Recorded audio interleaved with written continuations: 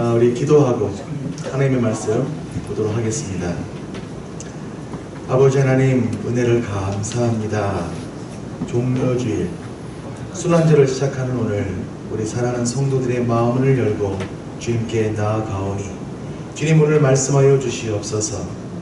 부족한 전달자, 말씀의 전달자를 온전히 주님의 은혜 뒤에 감춰주시고 오직 이 시간 하나님의 말씀만 선포되게 하여 주시옵소서. 예수님의 이름으로 기도하옵나이다. 아멘. 오늘은 여러분 주보 첫 페이지 보시면 아시는 것 같이 종려주일입니다. 조금 전에 영상으로 보셨던 것과 같이 종려주일이라는 단어의 유래는 이 땅에 구세주로 오신 예수 그리스도께서 저와 여러분의 죄를 대신 담당하기 위해서 예루살렘 성으로 입성하실 때에 그 자리에 있던 유대인들이 종려나무 가지를 흔들고 또 겉옷을 펴면서 예수를 환영했던 것을 기념하면서 종려주일, 팜 선데이 이런 이름이 생겨나게 되었습니다. 오늘은 그래서 종려주일 내용을 중심으로 하나님의 말씀 나누도록 하겠습니다. 오늘 본문 말씀은 마태복음 21장 1절부터 11절까지 말씀인데 제가 받들어 봉독합니다.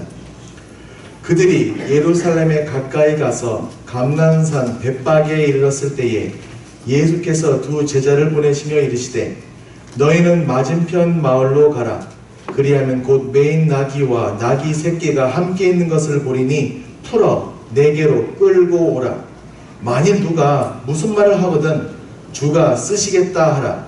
그리하면 즉시 보내리라 하시니 이는 선지자를 통하여 하신 말씀을 이루려 하심이라. 일렀으되 시온 딸에게 이르기를 내 왕이 내게 임하나니 그는 겸손하여 나귀 곧 멍에 매는 짐승의 새끼를 탔도다 하라 하였느니라.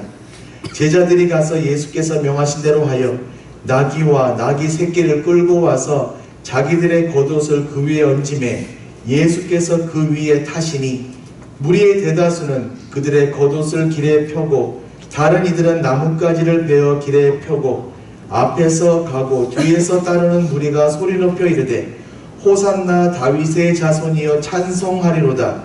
주의 이름으로 오시는 이여 가장 높은 곳에서 호산나 하더라. 예수께서 예루살렘에 들어가시니 온 성이 소동하여 이르되 이는 누구냐 하거늘 무리가 이르되 갈릴리 나사렛에서 온 선지자 예수라 하니라. 아멘. 오늘 본문은 예수님께서 두 제자에게 조금 상식적으로 이해하기 쉽지 않은 이상한 주문을 하시는 것으로 시작이 됩니다. 예수님께서 예루살렘 성에서 약 1마일 정도 떨어진 벳바게라는 곳에 가시게 되었을 때에 갑자기 제자들에게 나 이제 예루살렘 성에 들어가게 되는데 나귀 타고 가고 싶다. 탈 것을 준비하라고, 나귀를 준비하라는 말씀을 하십니다. 사실 이제까지 예수님께서는요 늘 제자들과 함께 걸어 다니셨어요. 늘 걸어 다니시면서 복음 전하시고 병자를 고쳐주시고 많은 기적과 이세를 행하셨는데 굳이 이 공생의 마지막이 되어서 왜 굳이 이 나귀를 타고 예루살렘 성으로 입성하시겠느냐, 왜 제자들에게 내가 탈 것을 마련하라고 말씀하셨을까요? 그 질문에 대한 대답은 본문 4절입니다. 4절 말씀 보시면 선지자를 통하여 하신 말씀을 이루려 하심이라. 이미 구약시대에 이미 주님께서 메시아가 이 땅에 오실 것이 예언이 되어 있었지 않습니까? 여러분, 우리가 구약 성경이 뭐죠? 오실 예수님에 대한 말씀. 그럼 신약 성경 뭡니까? 오신 예수님에 대한 말씀. 그래서 구약시대에 이미 왕으로 오실 예수님에 대한 예언이 있었고 그는 다스리는 왕이 아니라 오히려 겸손하게 섬기는 왕으로 이 땅에 오시게 될 것이다. 그래서 우리도 그 모습 보고 겸손한 삶을 살아야 된다. 그 말씀을 주시기 위해서, 그 본을 보여주시기 위해서 나귀를 타신다고 하신 것입니다. 그런데 예수님의 생각, 이 예언의 말씀은 그렇다 치고라도 이 나귀를 구해오라는 두 명의 제자는 대량 난감했을 것입니다. 이게 말씀을 보시면요, 매어있는 것을 끌고 온다는 말이에요. 나귀가 매어있다는 것은 무슨 말입니까? 주인이 있다는 말이에요. 근데 주인이 있는 말을 허락도 없이 그냥 끌고 오는 거죠. 근데 더 이해 안 되는 말씀이 3절 말씀이에요. 만일 누가 무슨 말을 하거든 주가 쓰시겠다 하라. 그리하면 즉시 보내리라. 만약 나귀를 끌고 가고 있는데 주인이 야 너 뭐 하는 거야? 왜 내 나귀를 함부로 끌고 가고 있어? 라고 말하면 뭐라고 하라고요? 주가 쓰시겠다. 무조건 우기라는 말입니다. 그런데 우리의 착한 제자 2명은 이 말씀이 이해가 안 됨에도 불구하고 예수님 하신 말씀에 순종해서 맞은편 마을로 갑니다. 자, 여러분 그거 아세요? 지금 예수님께서 막 이해는 되지 않고 내 가치관, 내 상식으로는 도저히 이해할 수 없는 일을 시키시지만 예수님의 말씀을 듣고 순종하면서 나아가니까 그때부터 이 2 제자는 사명자가 되는 것입니다. 이때만큼은 이 2 제자는 사명자입니다. 우리도 마찬가지입니다. 주님께서 오늘 저와 여러분에게 도저히 내 상식으로는 내 가치관으로는 이해가 되지 않는 명령이지만 주님께서 하신 말씀 믿는 것, 지난 말씀드렸죠? 주님이 하신 말씀 다 오라. 나는 틀리지만 주님은 다 맞아 라는 믿음으로 나가게 되면 그 사명을 감당하기 위해서 우리가 액션을 취하게 되면 그때부터 우리는 다 사명자가 되는 것입니다. 네, 여러분, 주님께서 주시는 사명에는요 놀라운 신비가 그 안에 있습니다. 그래서 사명 인생은 복된 것입니다. 그럼 그 놀라운 신비가 뭘까요? 3가지를 말씀드릴게요. 첫 번째, 주님께서 주시는 사명을 감당하노라면 우리를 자유케 하는 능력이 있습니다. 예수님께서 말씀하신 것이 그거잖아요. 가면은 나귀가 매어 있을 것인데 그것을 풀어서 내게로 가져와라 라고 말씀하시는 거예요. 나귀는 지금 매어 있는 상태인데 주님께 쓰임받는 그 순간, 사명받는 그 순간 나귀는 매임에서 풀림으로 변한다는 것입니다. 이것이 바로 사명의 능력입니다. 우리의 삶을 보면 늘 눌려있고 매여있고 무거운 멍에로부터 늘 매일매일 지긋지긋하도록 우리가 눌린 삶을, 어두운 삶을 살 수밖에 없지만 우리가 하나님께로부터 사명을 받게 되면 그 순간 우리는 풀림을 받게 되는 것입니다. 자유케 되는 것입니다. 그리고 그 자유로운 몸과 마음으로 주님의 능력을 경험하는 은혜를 누리게 되는 것입니다. 둘째로 사명은 나를 나되게 합니다. 이제까지 제 개인적인 삶을 돌아보면 부끄럽지만 사명이 저의 삶을 만들었다 해도 과언이 아닙니다. 저는 집에 가면 남편이라는 사명이 있습니다. 부부라는 사명이 있습니다. 비록 좋은 남편은 못 되지만 나름 이 사명에 충실해서 20년 동안 여기까지 지나서 여기까지 왔습니다. 제가 주님의 교회에서 부여하신 또 목사라는 사명이 있습니다. 그래서 이 자리에서 하나님의 말씀을 대언하는 스피커 역할을 하면서 나를 하나님께 쓰임받고 있다고, 그래서 보람있는 삶으로 하루하루를 채워가는 그런 자부심이 저에게 있습니다. 결국 여러분, 사명이 지금 저와 여러분을 만들고 또 계속 만들어 간다고 저는 믿습니다. 셋째로, 사명을 감당하노라면 몸은 피곤할 수 있지만 우리의 마음만큼은 천국을 누릴 수 있습니다. 저는 이것이 사명자만이 갖는 특권이라고 믿습니다. 기적이라고 믿습니다. 예를 한번 들어볼까요? 만약 어느 날 여러분 자녀가 엄마, 아빠, 나 어떤 음식 먹고 싶어요 라고 얘기했다고 합시다. 사다 달라고 부탁을 합니다. 그럼 당연히 부모니까, 엄마니까, 아빠니까 능력이 되고 여유가 있으면 당연히 사다 주겠지요. 그럼 그때부터 그 엄마, 그 아빠는 자식으로부터 부여받은 명령을 감당하는 사명자가 되는 거예요. 근데 만약에 음식을 구하려고 식당도 가보고 마켓도 가봤는데 이 구하기 쉽지 않은 거예요. 그래서 뭐 여러 군데 이 식당, 저 식당, 저 마켓, 이 마켓 다 돌아다녔는데 그걸 못 구했어요. 그러다가 우여곡절 끝에 겨우겨우 음식을 사서 집에 갔다고 생각해 봅시다. 여러분, 그 자녀가 반기는 게 여러분일까요? 아니면 음식일까요? 당연히 잘하시네요. 음식이지요. 음식이죠. 이 아이는요, 이 엄마 아빠가 이 음식을 가지고 오기 위해서 얼마만큼 수고하고 힘써서 애써 노력했는지 그런 관심이 없어요. 그냥 눈앞에 있는 음식이에요. 그런데 이 아이가 엄마 아빠는 본체 만차고 음식을 막 먹고 있는다? 엄마 아빠 마음이 상할까요? 좋을까요? 기분 나쁘다고 먹는 음식 빼앗고 너 엄마 아빠 얼마나 수고했는데 왜 못 알아줘? 애를 혼내킬까요? 그런 엄마 아빠는 없죠. 그냥 부모는요, 자기 자식이 맛있게 먹으면 그것으로 돼요. 그것으로 만족한단 말이에요. 그냥 내 아이가 맛있게 먹는다는 그것만 하나만으로 그동안 힘들었던 것들, 분주했던 것들, 바빴던 것들 다 눈녹이 사라지고 그냥 감사하는, 그냥 좋은 거예요. 여러분, 이게 바로 사명입니다. 사명은요, 그 자체가 보상이라는 거예요. 남들은 알지 못하고 이해하지 못하는 엄청난 기쁨과 축복이 이 사명 안에 있습니다. 내 아이가 이미 충분히 맛있게 먹었다는 것만으로도 보상받고 상급을 받은 것입니다. 오늘 우리가 부족하지만 교회를 섬기고 부족하지만 성도를 섬기는 삶을 사는 이유가 바로 이거예요. 바로 그것이 나에게 참다운 자유를 주고 나를 나되게 하고 무엇보다도 참된 행복을 보장하는 것을 알기 때문에 사명자의 삶에 최선을 다해서 믿음으로 나아가는 것입니다. 예수님의 명령을 받은 제자들이 나귀 주인에게서 나귀와 나귀 새끼를 얻어서 주님께 돌아옵니다. 그리고 드디어 예수님께서 이 나귀 주인의 헌신과 순종으로 인해서 드디어 처음이자 마지막으로 나귀를 타고 예루살렘 성에 입성하시게 됩니다. 네, 여러분 한번 이 장면에서 우리가 이 어린 나귀에 한번 집중해 봤으면 좋겠습니다. 왜냐하면 이 나귀는요, 성경에서 언급되는 게 1년에 한 번입니다. 이 종려 주일 때만 나귀를 쳐다봐주고 그 다음 때는 아무도 이 나귀에 관심 갖는 사람이 없어요. 그래서 종려 주일 때는 꼭 우리 나귀를 한번 봐줘야 됩니다. 영문도 모르고 나귀에 끌려왔어요. 이 나귀는요, 자기의 계획, 자기의 의지와는 상관없이 예수님이라는 분을 태우고 예루살렘을 향해서 1마일이나 되는 오르막길, 내리막길 그 길을 힘겹게 가야 돼요.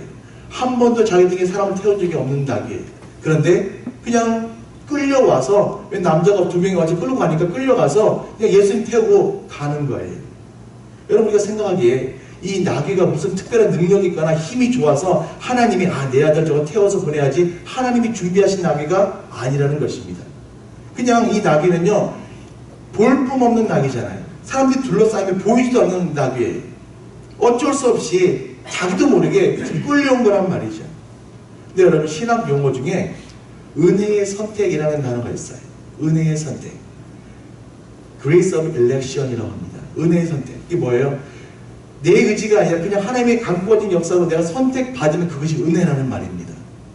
이 보잘것없는 나귀는 자신의 의지와는 상관없이 그냥 주님의 섭리 속에서 선택을 받아 예수를 모시는 은혜를 누리게 된 것이죠. 이것이 바로 은혜의 선택입니다. 여러분, 이 보잘것없는 나귀도 이렇게 예수님을 모시는 은혜를 입게 되었다면, 은혜를 경험하고 있다면, 하물며 저와 여러분, 정말로 잘생기고 여유도 있고 삶을 향해서 한 열정도 있는 우리가 이 땅에 태어난 것이, 이렇게 살아가는 것이 의미 없이 아무런 뜻 없이 그냥 세상에 던져진 존재가 아님을 알아야 되지 않을까요? 그런 우리는 나귀와는 비슷하게 생겼는지는 모르겠지만 나귀와는 비교할 수 없는 엄청난 뛰어난 더 나은 존재가 우리 인간들 아닙니까? 근데 사람들이 여전히 그걸 몰라요. 자신의 존재는 아무 의미 없는, 아무 뜻 없는 보잘것없는 존재라고 생각합니다. 지난주에 어떤 분을 만났어요. 이 세상에 왜 태어났는지 모르겠다는 거예요. 자기가 이 세상에 왜 태어났는지, 왜 하나님이 나를 이 땅에서 인생 살도록 하셨는지 그 이유를 모르겠다는 거예요. 마음이 참 아팠습니다. 근데 여러분, 일단 그분만의 문제가 아니에요. 오늘 우리도 그랬습니다. 내가 왜 이 땅을 살아가는지, 나에게는 무슨 꿈이 있는지, 무슨 계획이 있는지, 목적도 없고 꿈도 없이 그냥 죽음을 향해 가고 있는 거예요. 여러분, 저와 여러분 그런 존재 아닙니다. 또 그렇게 되어서도 안 됩니다. 여러분, 제가 설교를 통해서 몇 번 드렸던 말씀이 있어요. 뭐예요? 바로 저와 여러분의 가치. 바로 저와 여러분은요, 하나님께서 직접 손으로 만드신 수제품이라는 것이에요. We all of us are handmade by God. 하나님에 의해서 만드는 작품이라는 것입니다. 그리고 저와 여러분의 몸값이 얼마인 줄 아십니까? 바로 우리 주 예수 그리스도의 피값입니다. 그만큼 우리는 귀한 존재이고 우리는 사랑받는 존재라는 것입니다. 그래서 여러분, 우리가 복되는 자리, 잘되는 자리 가서 우리가 돋보는 것이 아니라 저와 여러분이 어디를 가든지 그 자리가 복된 자리, 잘되는 자리가 되는 거예요. 바로 우리가 사랑받는 존재이기 때문에, 바로 삶의 중심이 바로 하나님이신 고백하는 우리가 밟는 그 땅이 복된 땅, 복된 자리가 된다는 것입니다. 그만큼 우리는 세상 귀한 존재입니다. 우리가 세상 돋보는 것이 아니라 세상이 저와 여러분 돋보면서 사는 거예요. 존귀한 존재입니다. 가정사역을 하시는 양원순 사모님이 쓴 책에 나오는 내용입니다. 어느 날 5살짜리 아이가 엄마에게 질문합니다. 엄마, 하늘은 왜 파래? 이 식물은, 이 나무는 왜 녹색이야? 꽃은 왜 빨개? 5살짜리면 뭐죠? 죽이고 싶은 5살인가요? 때리고 싶은 5살인가요? 질문마저 참 대답하기 힘든 그런 질문을 하죠. 여러분의 자녀가 그런 질문하면 여러분 뭐라고 대답하시겠습니까? 쓸데없는 소리 하고 있네. 누구 닮아가지고. 내가 하나님을 어떻게 알아? 그렇게 대답하시겠습니까? 그렇게 대답하면 안 되죠. 이 아이가 엄마 하늘은 왜 파래? 이 나무는 왜 녹색이야? 꽃은 왜 빨개?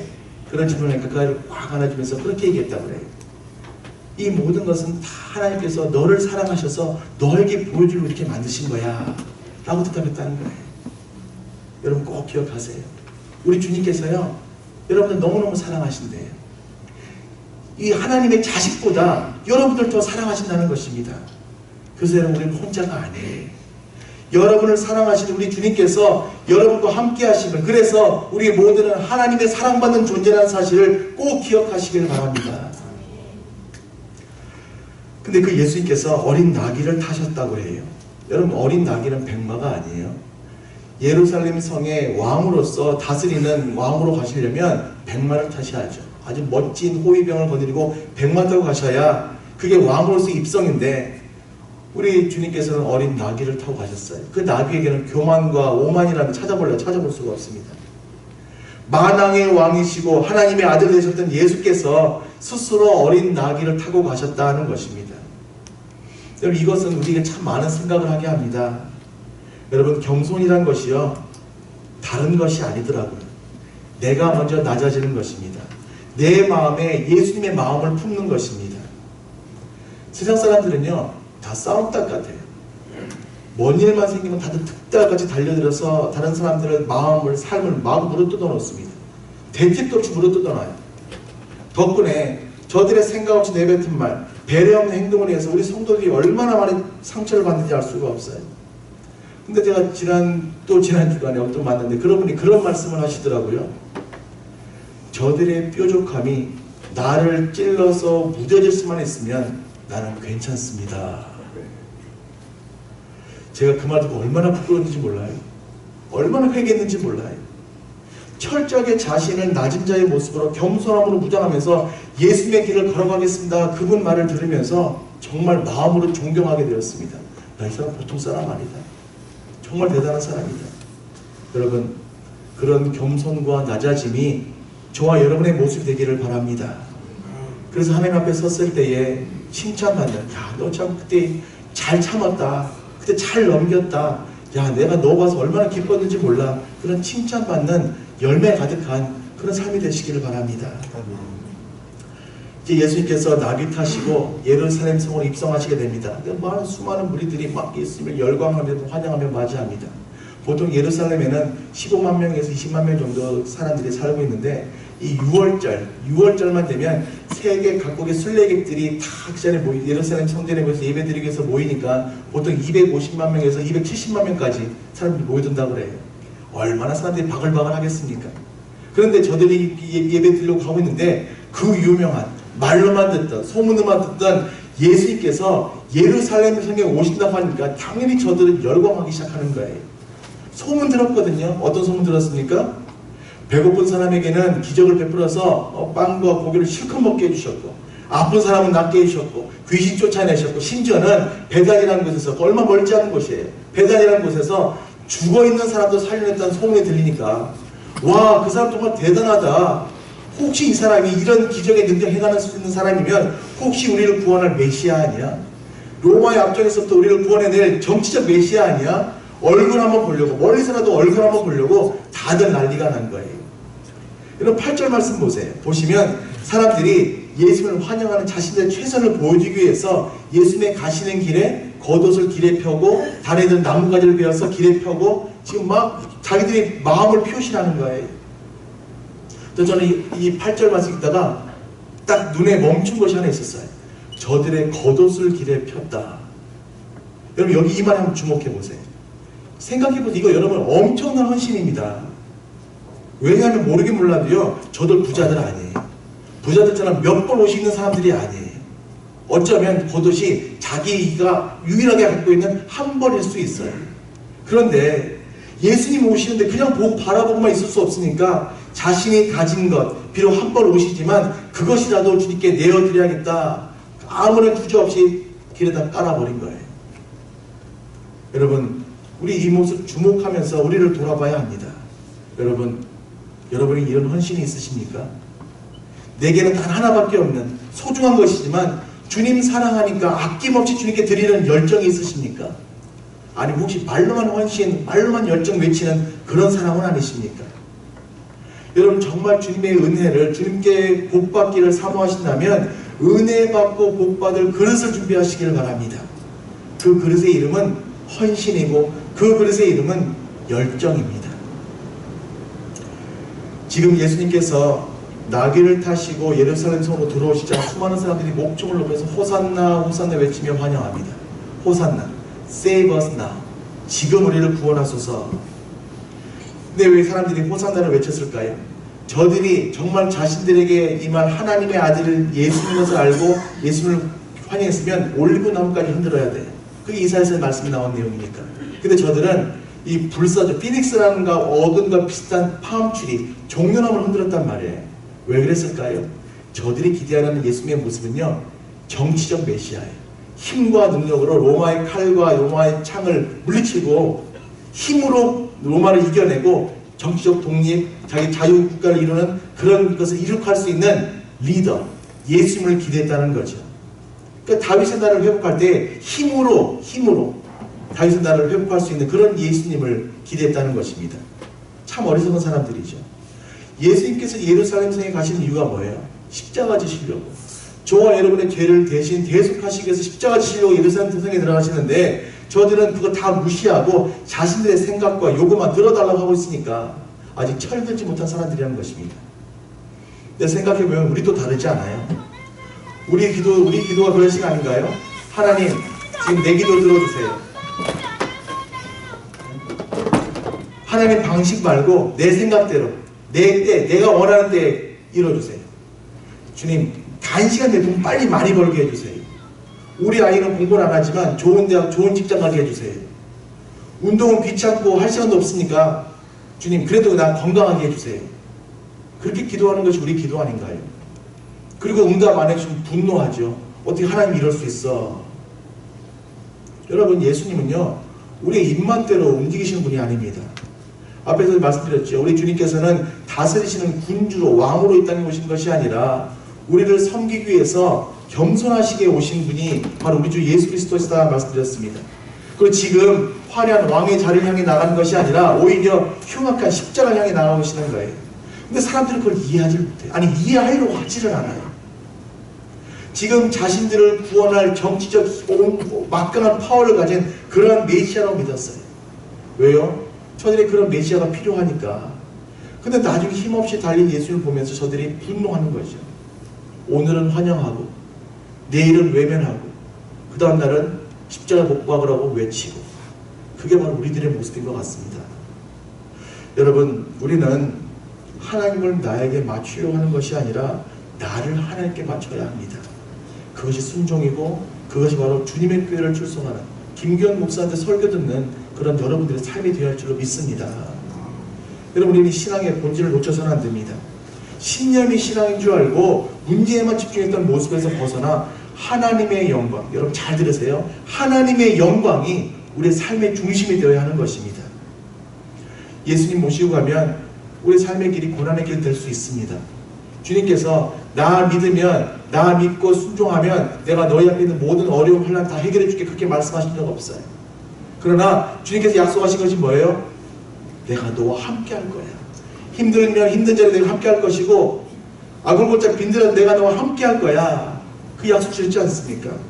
지금 나귀는요, 예수님 태우고 지금 그 먼 길, 그 일만에 되는 길, 오르막길, 내리막길을 그냥 묵묵하게 걸어가는 거예요. 고난을 경험하는 것입니다. 여러분 잘 보세요. 이 나귀가 예수님만 태우고 내려놓고 끝났습니까? 예수님과 함께 영광을 함께 받았지 않습니까? 뭐예요? 사람들이 종려나무 가지 흔들고 자기 겉옷을 펴고 예수님 환영할 때에 그 자리에 그 나귀가 예수님과 함께 레드카펫을 밟았다는 것입니다. 그래서 성경이 이렇게 말씀하세요. 그와 함께 영광을 받기 위해서는 고난도 함께 받아야 한다고. 그러나 현재의 고난은 우리에게 나타날 영광과 좋게 비교할 수 없다라고 말씀하시는 것입니다. 내일부터 오늘 종료주일이 끝나면 고난 주간이 시작됩니다. 그래서 이제 우리가 금식 기도도 해야 되고, 또 내일 아침 월요일부터 금요일까지 특별 새벽 기도회도 해야 되고, 또 금요일 저녁에는 성금요일 기도회도 있고, 여러 가지 기도할 수 있는 시간들이 많이 있습니다. 그런데 그거 다 참석하려면 한 주간 하루하루 시간들이 평소와 같지 않을 것입니다. 새벽에 일찍 일어나셔야 되니까 흐름이 깨져서 많이 힘드실 거예요. 그러나 여러분, 고난 주간의 끝에는 부활절의 영광과 기쁨이 있다는 것을 꼭 기억하시길 바랍니다. 네. 여러분, 우리 모두는 하나님의 사명을 감당하는 사명자입니다. 그 사명을 묵묵히 감당하노라면 하나님의 은혜가 저와 여러분이 임하게 되실 줄 믿습니다. 주님 뵙는 그 날까지 맡겨진 사명에 최선을 다하는 그런 저와 여러분 되시기를 예수님의 이름으로 간절히 축원합니다. 기도하겠습니다.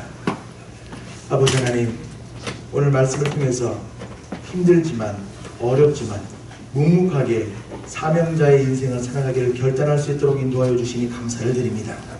그 사명 깨닫고 사명 감당하는 인생 되게 하시며 살아계신 주님을 제대로 인식하며 겸손함과 낮아짐으로 나아갈 때에 기도와 말씀이 뜨겁게 살아 역사하는 우리 주님의 교회 되게 하여 주시옵소서. 예수님의 이름으로 간절히 기도드리옵나이다. 아멘.